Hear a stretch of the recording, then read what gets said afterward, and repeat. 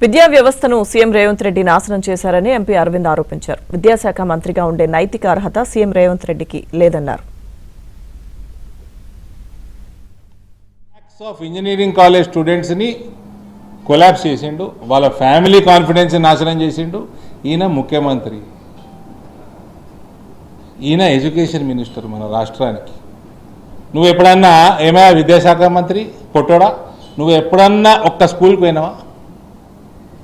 Black బోర్డులు ఉన్నాయా చూసినావా? నీ రాష్ట్రంలో నువ్వు ముఖ్యమంత్రి, నువ్వు విద్యాశాఖ మంత్రి ఉండగా బ్లాక్ బోర్డు లేని స్కూళ్ళు ఉన్నాయి. ముఖ్యమంత్రికి నేను ఓపెన్ ఛాలెంజ్, రూమ్లో రెండో ఓడు లేకుండా నీ ఎలక్షన్ నామినేషన్ పత్రం నింపురాబాయి. నీ ఎలక్షన్ నామినేషన్ పత్రం నింపు, ఇంకోటి లేకుండా.